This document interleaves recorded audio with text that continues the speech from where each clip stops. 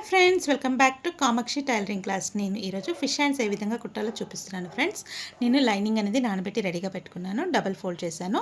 Folder మన side, opposite open side పెట్టుకోవాలి. మనకు హైట్ వచ్చేసి 6 ఇంచెస్ కావాలి.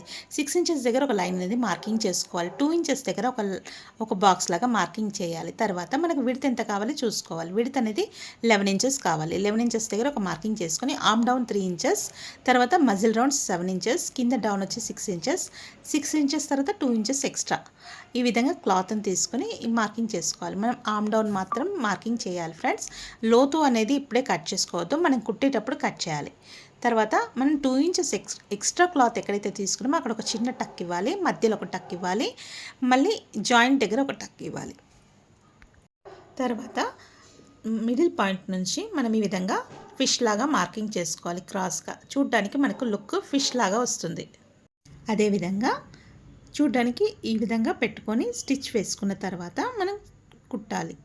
అదేవిధంగా మెయిన్ క్లాత్ కూడా కట్ చేసి రెడీగా పెట్టుకోవాలి. మనం 4 ఇంచెస్ ఈ విధంగా స్క్వేర్ లాగా క్లాత్ తీసుకోవాలి ఫ్రెండ్స్. ఇప్పుడు మెయిన్ క్లాత్ కింద పెట్టేసి లైనింగ్ పైన పెట్టేసి కింది భాగం మాత్రమే 1/2 ఇంచ్ వదులుతూ స్టిచ్ అనేది వేస్తూ రావాలి.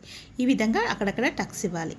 టక్స్ ఇచ్చిన తర్వాత దాన్ని రివర్స్ చేయాలి. రివర్స్ చేసి నీట్గా ఈ విధంగా ర్యాప్ చేసుకోవాలి. లేదంటే ఒకసారి ఐరన్ కూడా చేసుకోవచ్చు.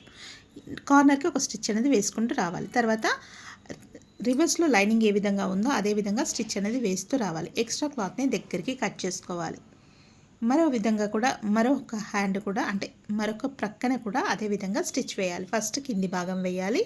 వేసిన తర్వాత అక్కడక్కడ టక్స్ ఇవ్వాలి. టక్స్ ఇచ్చిన తర్వాత క్లాత్ని రివర్స్ చేయాలి. రివర్స్ చేసిన తర్వాత ఒకసారి ర్యాప్ చేయాలి. ర్యాప్ చేసి కార్నర్కి స్టిచ్ అనేది వేస్తూ రావాలి. ఫ్రెండ్స్, ఈ వీడియో నచ్చినట్టయితే లైక్ చేయండి, షేర్ చేయండి. ఇంకొన్ని ఇంట్రెస్టింగ్ వీడియోల కోసం తప్పకుండా సబ్స్క్రైబ్ చేయండి ఫ్రెండ్స్. తర్వాత లైనింగ్ ఏ విధంగా ఉందో రివర్స్లో లైనింగ్ ఏ విధంగా ఉందో అదేవిధంగా స్టిచ్ వేసి ఎక్స్ట్రా క్లాత్ని దగ్గరికి కట్ చేసుకోవాలి.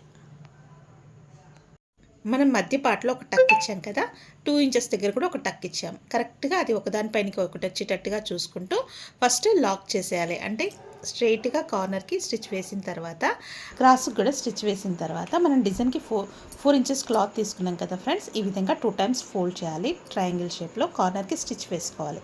డిజైన్ అంతా ఈ విధంగా రెడీ చేసి పెట్టుకోవాలి. తర్వాత డిజైన్ ఒకదానిపైన ఒకటి సెట్ చేసుకోవాలి.